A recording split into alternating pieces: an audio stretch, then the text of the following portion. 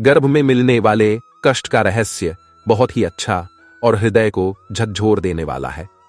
श्री कृष्ण अर्जुन से कहते हैं, हे भारत, जब कोई जीव मां के गर्भ में आता है तो वह केवल शरीर धारण नहीं करता, बल्कि अपने पूर्व जन्मों के कर्मों का पूरा बोझ भी साथ लाता है।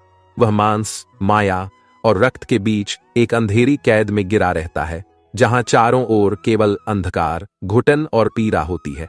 6 माह के बाद जब उसे होश आने लगता है तो वह असहनीय दुर्गंध के बीच कराहता है।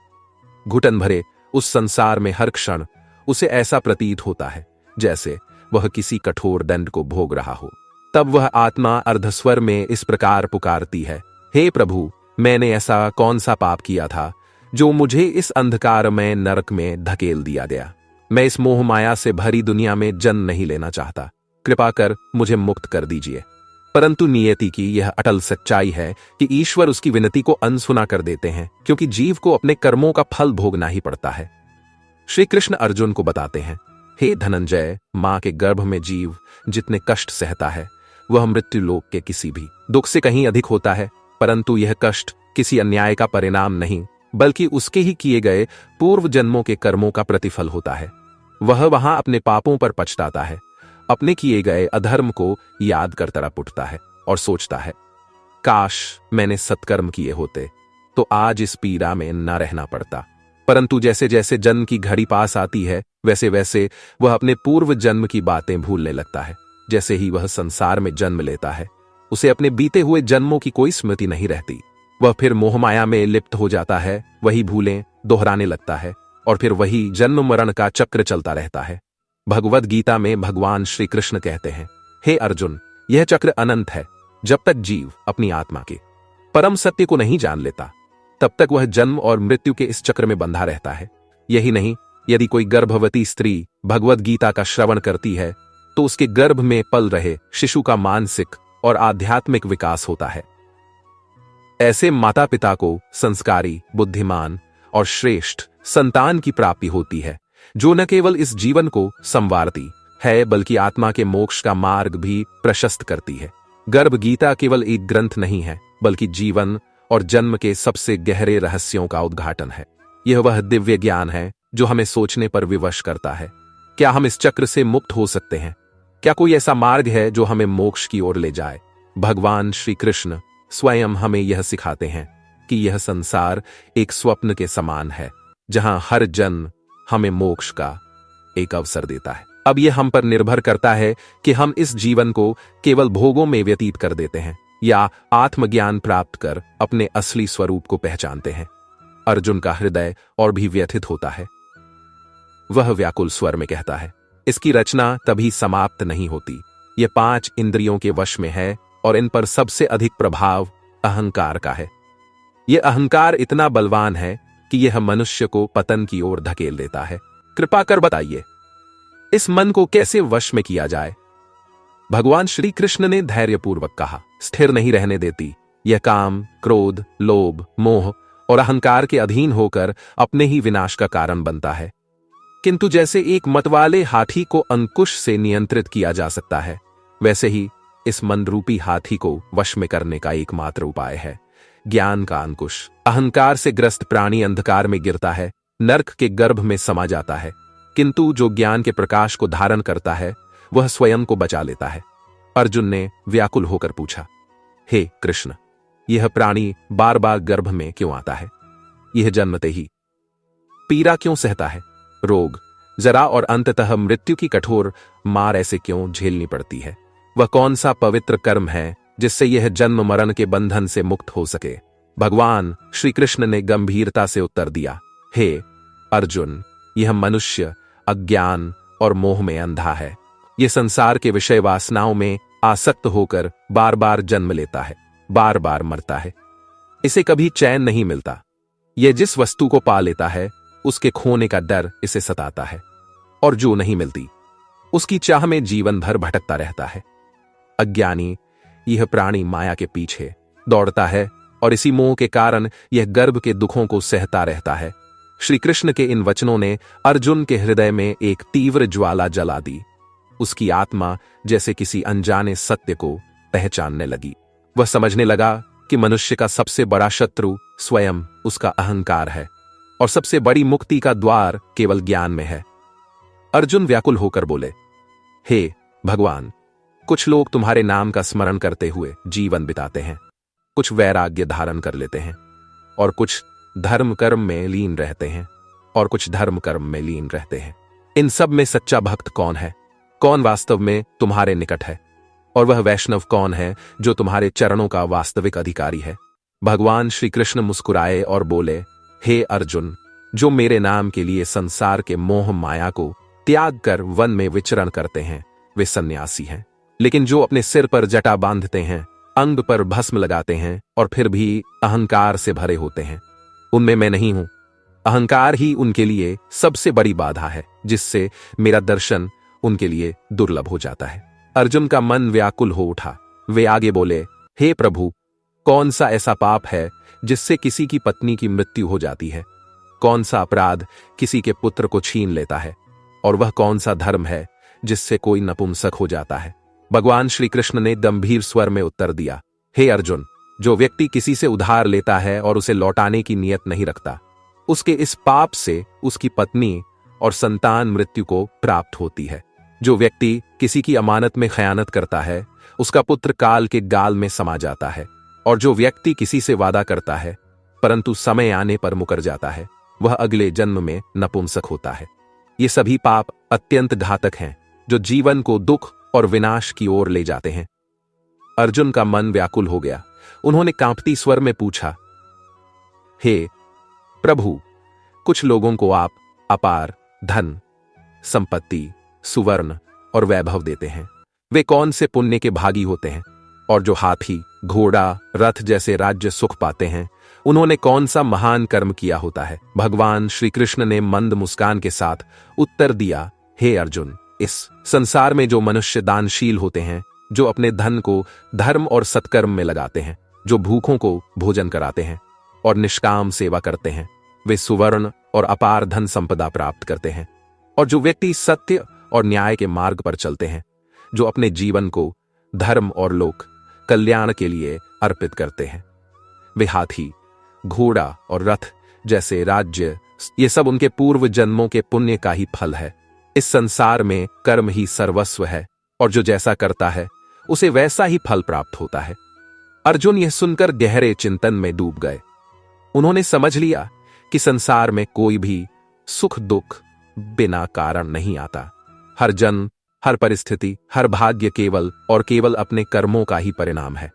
अर्जुन ने व्याकुल होकर पूछा, हे प्रभु, यह संसार इतना विविध क्यों है? कोई राजा बनता है, कोई निर्धन रहता है, कोई निर्धन रहता है, कोई विद्वान होता है तो कोई अज्ञानी। कैसे पुण्य के प्रभाव से किसी को ऐश्वर्य मिलता है और कौन से कर्म किसी को निर्धनता की ओर धकेलते हैं? भगवान श्री कृष्ण ने करुणा से देखा और उत्तर दिया, हे अर्जुन, जो मनुष्य स्वर्ण का दान करते हैं, वे अगले जन्म में घोड़ा और रथों के स्वामी बनते हैं। जो निष्काम भाव से कन्यादान करते हैं, वे पुनः पुरुष योनि में जन्म लेते हैं। जो अनुदान करते हैं, उनका स्वरूप सुंदर होता है और जिन्होंने विद्या का दान किया है, वे स्वयं भी विद्वान होते हैं। संतों की सेवा करने वाले पुण्य आत्माओं को पुत्र रत्न की प्राप्ति होती है। अर्जुन ने गहरी सांस ली और कंपी हुई आवाज में पूछा, हे प्रभु, कौन सा पाप ऐसा है जिससे मनुष्य जीवन भर रोगों से ग्रस्त रहता है? कौन सा धर्म उसे गधे का जन्म लेने को विवश करता है? स्त्री और टट्टू का जन्म किस पाप के कारण प्राप्त होता है? और वह कौन सा पाप है जिससे कोई बिल्ली का जन्म पाता है? भगवान श्री कृष्ण का स्वर गंभीर हो गया। वे बोले, हे अर्जुन, जो व्यक्ति कन्यादान करते समय धन लेते हैं, वे पापी होते हैं और यही कारण है कि वे जीवन भर रोगों से पीड़ित रहते हैं। जो व्यक्ति चुनाव के समय डूबकर मदिरा का सेवन करते हैं, वे अगले जन्म में टट्टू बनते हैं। जो झूठी गवाही देते हैं, वे स्त्री योनि में जन्म लेते हैं। जो महिलाएं पहले स्वयं भोजन कर लेती हैं और फिर ईश्वर को अर्पण करती हैं, वे अगले जन्म में बिल्ली बनती हैं।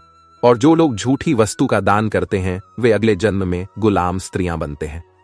अर्जुन का हृदय और अधिक प्रश्नों से भर गया। उन्होंने अधीर होकर पूछा, हे प्रभु, कोई धन का प्रेमी होता है, कोई स्त्रियों में आसक्त रहता है, यह आकर्षण किस कारण उत्पन्न होता है? श्री कृष्ण गंभीर स्वर में बोले, हे अर्जुन, धन और स्त्री दोनों माया के महाजाल हैं जो जीव को भ्रमित करते हैं।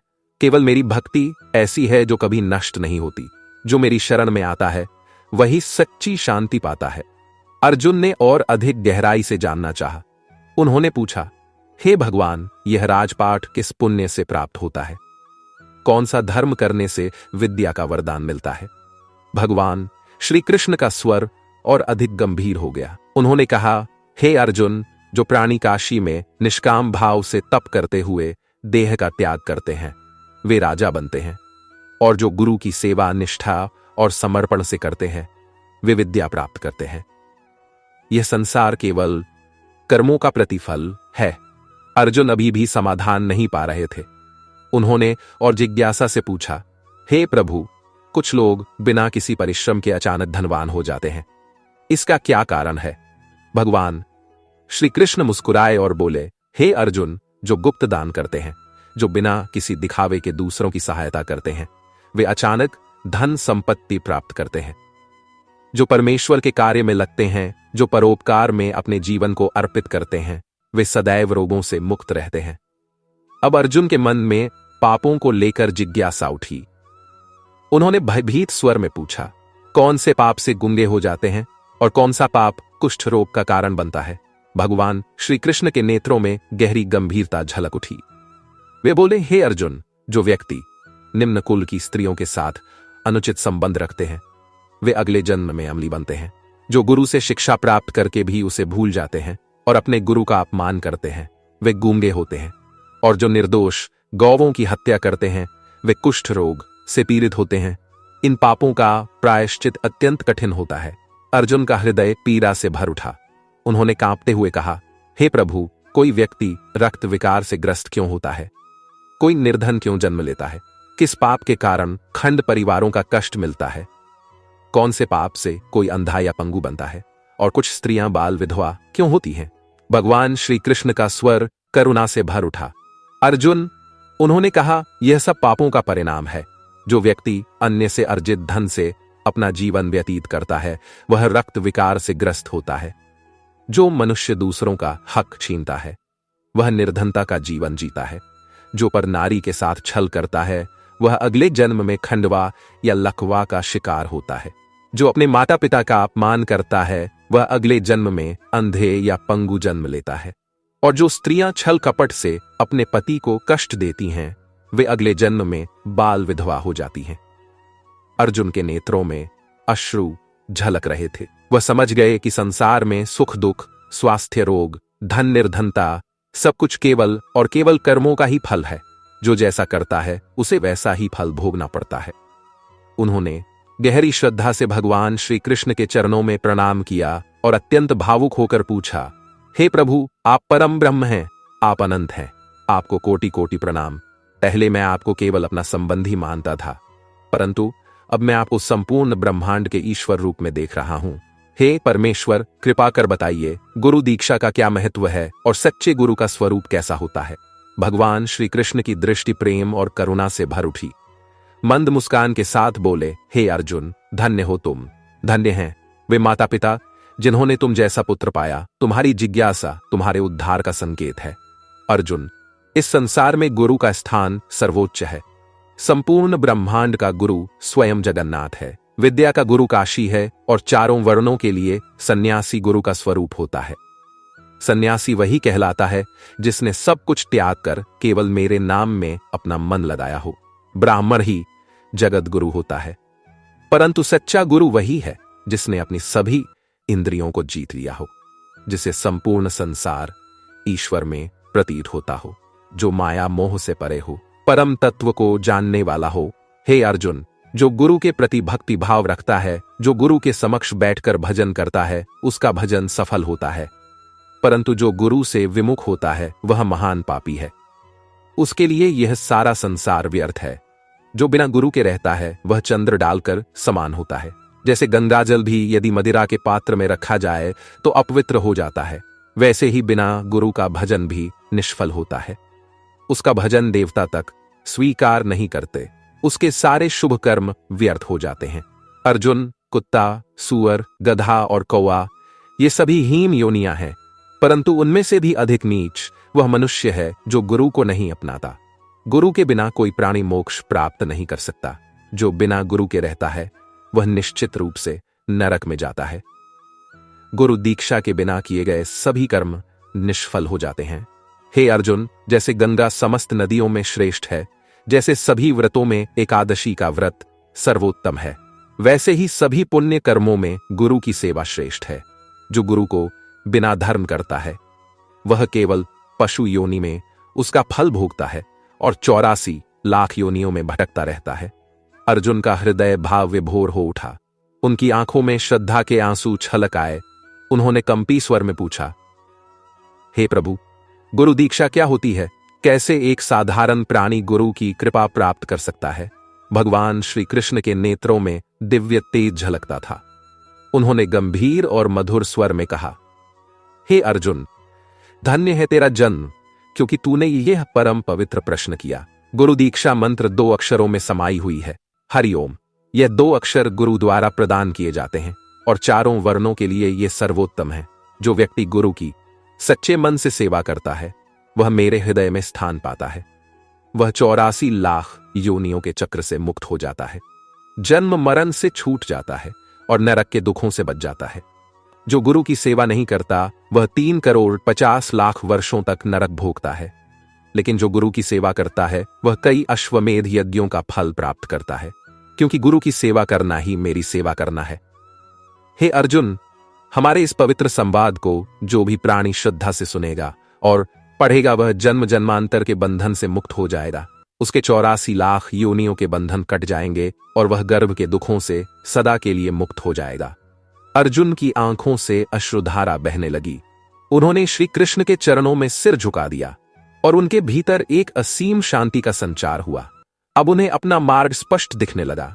गुरु की भक्ति और सेवा ही परम सत्य है। गुरु की भक्ति और सेवा ही परम सत्य है। वृद्ध जनों के प्रति कर्तव्य, परिवार के सदस्यों का कर्तव्य है कि वे वृद्धों को यह महसूस न होने दें कि उनका इस घर में कोई स्थान नहीं रहा। उन्हें ऐसा लगना चाहिए कि परिवार उनके प्रति प्रेम और सम्मान रखता है। यदि हम आज अपने बुजुर्गों की सेवा करेंगे तो कल हमारी संतानें भी हमें वही आधार देंगी। यह जीवन का चक्र है, जो भोगे वही पाओगे, वही पाओगे। वयस्थों का कर्तव्य है कि जो भी अतिथि या अभ्यागत उनके द्वार पर आए उसका उचित सत्कार करें। भारतीय संस्कृति में कहा गया है, जहां अतिथियों का सम्मान नहीं होता वहां समाज और परिवार की उन्नति रुक जाती है। परिवार की एकता भी बहुत महत्वपूर्ण है। जहां लोग एक दूसरे से खुलकर संवाद नहीं करते, एक दूसरे से कटे कटे रहते हैं, वहां समाज और परिवार शीघ्र ही बिखरने लगते हैं। इसके विपरीत जहां शाम को सभी सदस्य मिलकर बैठते हैं, अपनी बातें साझा करते हैं और परस्पर प्रेम भाव रखते हैं, वहां परिवार में सुख और समृद्धि बनी रहती है। अगर कोई व्यापार लगातार घाटे में चल रहा हो तो उसे सफल नहीं कहा जा सकता। इसी तरह मानव जीवन भी एक व्यापार की तरह है। अगर इसमें प्रसन्नता, शांति और संतोष नहीं है तो यह घाटे में ही चल रहा है। अत्यधिक इच्छाएं, अहंकार, द्वेष, क्रोध, असहनशीलता और स्वार्थ, ये सभी जीवन को धीरे धीरे नष्ट कर देते हैं। बहुत से लोग सारी भौतिक सुविधाएं होने के बावजूद भी मानसिक रूप से परेशान रहते हैं, क्योंकि वे ईर्ष्या, द्वेष, कलह, चिंता और मानसिक उलझनों में उलझे रहते हैं। धन अधिक हो या कम, लेकिन मन यदि पवित्र है तो जीवन सुखी रहेगा। शुद्ध विचार, संतों और सज्जनों की संगति से मन की पवित्रता बनी रहती है। बुढ़ापा जीवन का अंतिम सत्य है। अंत भला तो सब भला, यह कहावत सही है, लेकिन अधिकांश लोगों के लिए बुढ़ापा सबसे कष्टदायक समय बन जाता है। जो व्यक्ति अपने पूरे जीवन में क्रोध, ईर्ष्या, स्वार्थ और कटुता को पालता है, उसका बुढ़ापा भी दुखदायी हो जाता है। परंतु जो संतोष, सेवा और प्रेम का मार्ग अपनाते हैं, वे अपने जीवन के अंतिम पड़ाव को भी शांति और सुख के साथ व्यतीत करते हैं। वास्तविक सुख बाहरी चीजों में नहीं, मन की शांति, अच्छे विचारों और प्रेम पूर्ण संबंधों में है। वृद्धों का सम्मान करें, उनके अनुभवों से सीखें, परिवार में प्रेम और एकता बनाए रखें, मन को शुद्ध रखें, ताकि जीवन के अंतिम क्षण भी सुखद और शांतिपूर्ण हो। दोस्तों, अगर आपको यह वीडियो पसंद आई हो तो लाइक, शेयर और सब्सक्राइब करना न भूलें। मिलते हैं अगली वीडियो में। राधे राधे।